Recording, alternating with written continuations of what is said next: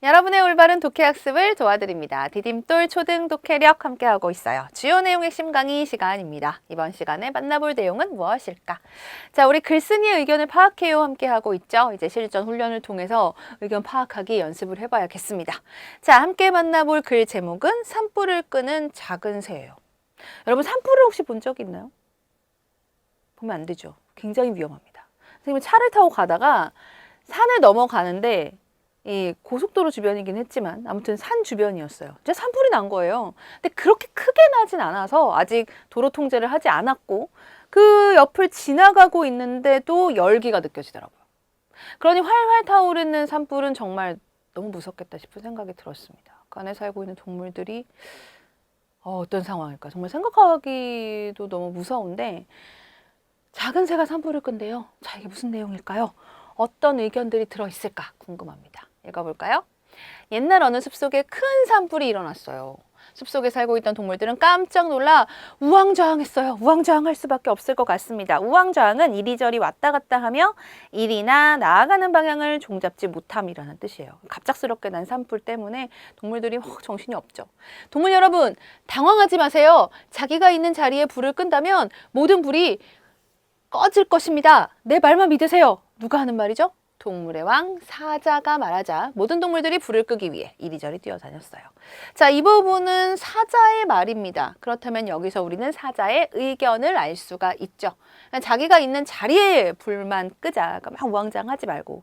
그러면 각자 맡은 이제 있는 자리들이 있을 테니까 불을 쉽게 끌 수 있을 거다라는 생각인 것 같습니다. 그러니까 사자는 이제 불을 끄려고 노력을 하는 것이죠. 아, 뜨거! 내 코로 아무리 물을 퍼올려도 불이 꺼지기는커녕 더 번지고 있네. 사자님, 이러다가 우리 모두 죽고 말아요. 빨리 도망갑시다. 누가 한 말이냐면 코끼리가 한 말입니다. 뒤뚱뒤뚱 불길을 피해 도망갔어요.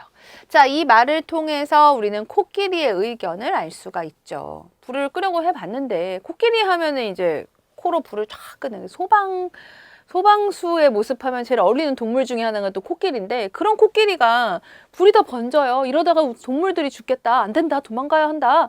라는 거죠. 불을 끄는 것을 포기하려고 합니다.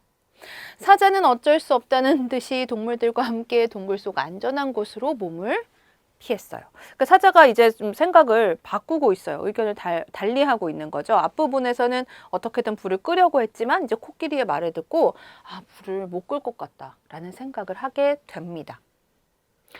때마침 불어오는 바람을 타고 불길은 삽시간에 크게 번져갔어요. 짐승들은 불 끄는 것을 단념할 수밖에 없었답니다.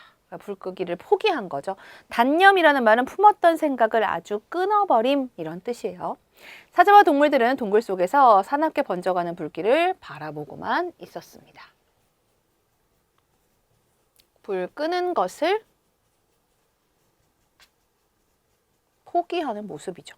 그러나 작은 새 한 마리만은 여전히 필사적으로 소방 작업을 계속했습니다. 소방이란 화재를 진압하거나 예방함이란 뜻이에요. 어떻게 우리 제목에서도 있는 바로 그 작은 새인가 봅니다. 개울로 날아가서 날개에 물을 적시고는 다시 불타고 있는 숲으로 날아와서 몇 방울의 물을 떨어뜨리기를 반복했어요.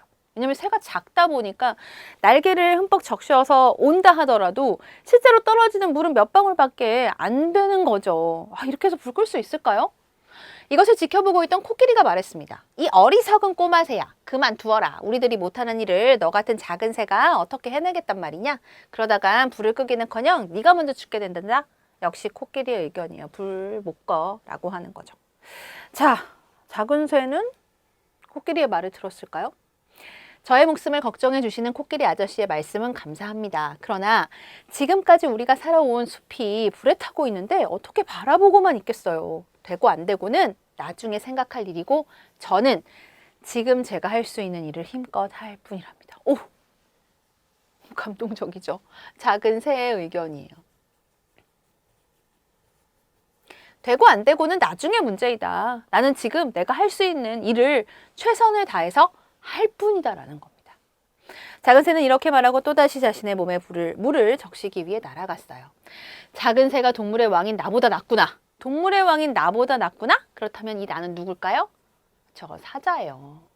우리의 땀과 피가 어려있는 이 숲을 이렇게 쉽게 포기할 수는 없어 라고 사자가 생각을 합니다. 그렇다면 사자는 작은 새의 말을 듣고 기억 어떻게 했다는 걸까요? 다시 생각을 바꾸는 거죠. 아까 코끼리의 말 듣고 불 못 꺼 하고 피했었던 그 자신의 모습을 뉘우칩니다. 자신의 행동을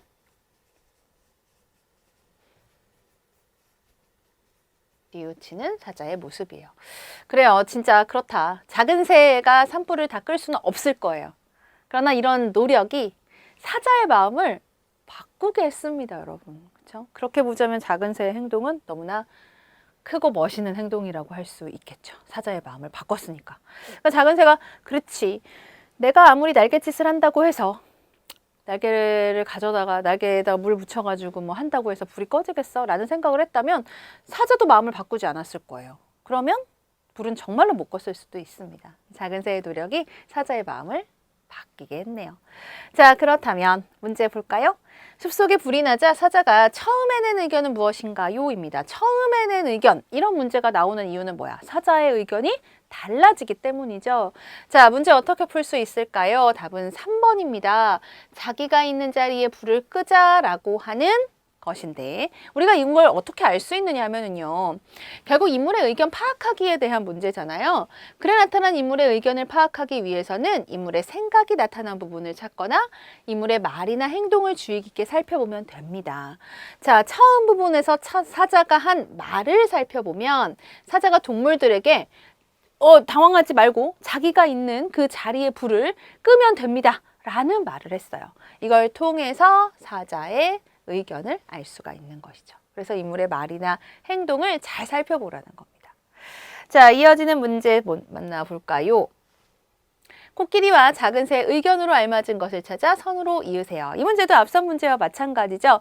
각각 코끼리와 작은 새가 한 말이나 행동을 통해서 의견을 파악할 수 있습니다.